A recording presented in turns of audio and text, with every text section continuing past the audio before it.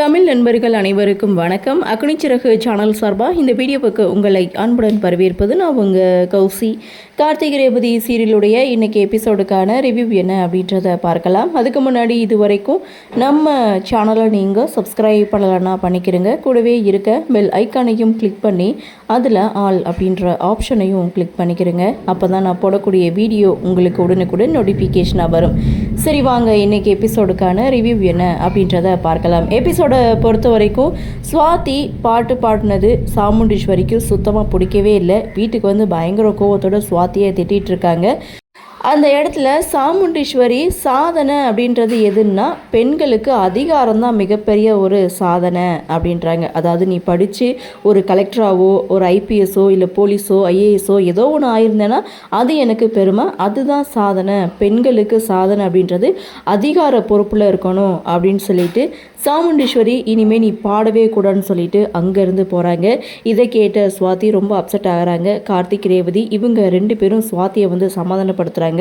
அவங்க ஏதோ ஒரு நினைப்பில் தான் அப்படி சொல்லிட்டு இருக்காங்க. ஆனால் அவங்களுடைய மனசை கொஞ்சம் கொஞ்சமாக பேசி நாம் தான் மாற்றணும். அதுக்காக உன்னுடைய கெரியரை நீ வந்து விட்டு கொடுக்கக்கூடாதுன்னு சொல்லிட்டு கார்த்தி ஒரு பக்கம் ஸ்வாதிக்கு அட்வைஸ் பண்ண. ஸோ அதே தான் ரேவதியும் சொல்கிறாங்க, உனக்கு சப்போர்ட்டாக நாங்கள் இருக்கோம், ஸோ நீ வந்து பாடு அப்படின்னு சொல்லி சப்போர்ட்டாக வந்து பேசிகிட்டு இருக்காங்க. அப்படியே சீனை கட் பண்ணால் நகையை எடுக்கிறதுக்காக பேங்குக்கு பாட்டி அப்புறம் ஊரில் இருக்க பெரிய மனுஷங்க எல்லாருமே பேங்குக்கு வந்திருக்காங்க. உங்கள் பேரன் வருவாரா அப்படின்னு சொல்லி பாட்டிக்கிட்ட கேட்க, இப்போவே நான் கால் பண்ணுறேன் அப்படின்னு சொல்லி கார்த்திக்கு கால் பண்ணி இது மாதிரி நாங்கள் பேங்க்கில் தான் வெயிட் பண்ணிகிட்ருக்கோம், உடனே வர்றியா அப்படின்னு சொல்லி கார்த்திக்கிட்ட கேட்கும்போது, இதோ உடனே கிளம்பி வந்துடுறேன் பாட்டி, நீங்கள் வெயிட் பண்ணுங்கள் அப்படின்னு ஃபோனில் பேசிகிட்டு இருக்கதை சந்திரா வந்து கேட்குறாங்க.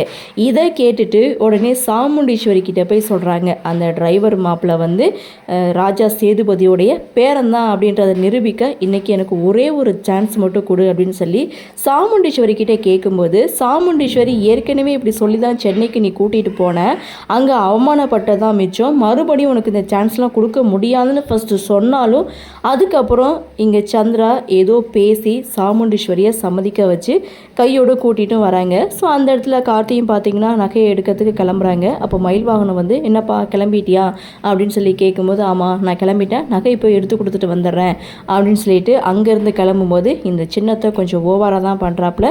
அவங்களுக்கு ஒரு பாயாசத்தை போட்டுற வேண்டியதான் அப்படின்னு சொல்லிட்டு மயில் வாகனம் ஒரு பக்கம் பேசிகிட்டு இருக்க கார்த்திக் கிளம்பிட்டாரு. அந்த சமயம் பார்த்து சாமுண்டீஸ்வரி சந்திரா இவங்க ரெண்டு பேருடைய என்ட்ரி. போகிற கார்த்தியை நிறுத்தி, நில்லுங்க மாப்பிள்ள, நான் கொஞ்சம் வெளியில் போக வேண்டியது இருக்குது அப்படின்னு சொல்ல, ஸோ முக்கியமான ஒரு வேலையாக அந்த கிளவியுடைய ஊருக்கு போகலன்னு நான் டிசைட் பண்ணியிருக்கேன், போயிட்டு வரலாமா அப்படின்னு சொல்லி கார்த்திகிட்ட கேட்கும்போது, ஓ தாராளமாக போயிட்டு வரலாமே அப்படின்னு சொல்லிட்டு அங்கேருந்து கிளம்புறாங்க. இதை பார்த்த சந்திரா, என்னடா இது இவன் முகத்தில் கொஞ்சம் கூட பதட்டமே இல்லாமல் கிளம்பலாம் அப்படின்னு சொல்லிட்டு போயிட்டுருக்கான், இவன் ஏதோ பிளான் பண்ணிட்ட மாதிரி தெரியுது, ஸோ நாம் தான் உஷாராக இருந்து கண்காணிக்கணும் அப்படின்னு சொல்லிட்டு சந்திரா சாமுண்டீஸ்வரி கார்த்தி இவங்க 3 பேரும் காரில் போயிட்டுருக்காங்க. ஸோ அப்படி காரில் போயிட்டு இருக்கும்போது கார்த்தி என்ன விஷயமா பாட்டி ஊருக்கு போகிறீங்க அப்படின்னு சொல்லி கேட்கும்போது, அதெல்லாம் உனக்கிட்ட அவசியமாக சொல்லியே ஆகணுமான்னு சொல்லி சந்திரா ஒரு பக்கம் கோவப்பட, இப்படி 3 பேரும் பேசிகிட்டே காரில் போயிட்டுருக்காங்க. அப்போ எதிர்த்தாப்பில் பார்த்திங்கன்னா காரு ரிப்பேர் ஆகிடுச்சு அப்படின்னு சொல்லி இங்கே கார்த்தியோடைய ஃப்ரெண்டு இளையராஜா வந்து நின்றுட்டுருக்காங்க. ஸோ உங்கள் மாப்பிள்ளை அங்கே நின்றுட்டுருக்காரு அப்படின்னு சொல்லும்போது, மாப்பிள்ளையா அப்படின்னு சொல்லி சாமுண்டீஸ்வரி எட்டி பார்க்க அங்கே கார்த்திக் வந்து நின்றுட்டுருக்காங்க, அதாவது ராஜா வந்து நின்றுட்டுருக்காரு. ஸோ இதை பார்த்ததுமே, இவன் என் மாப்பிள்ளையே கிடையாது, மாப்பிள்ளைனா நீங்களும் மயில் வாகனம் மாப்பிள்ளையை மட்டும்தான் எனக்கு மாப்பிள்ளை அப்படின்னு சொல்ல, உறவு முறையில் அவரும் உங்களுக்கு மாப்பிள்ளை தானே அப்படின்னு சொல்ல, அவர் எனக்கு மாப்பிள்ளையே கிடையாது, எனக்கு மாப்பிள்ளைனா அது நீங்களும் மயில் வாகனம் மாப்பிள்ளையும் மட்டும்தான், நீங்கள் கார் எடுங்க போகலாம் அப்படின்னு சொல்ல, கார்த்தியும் கார் எடுத்துகிட்டு போக இடையில இளையராஜா வந்து லிஃப்ட்டு கேட்குறாங்க.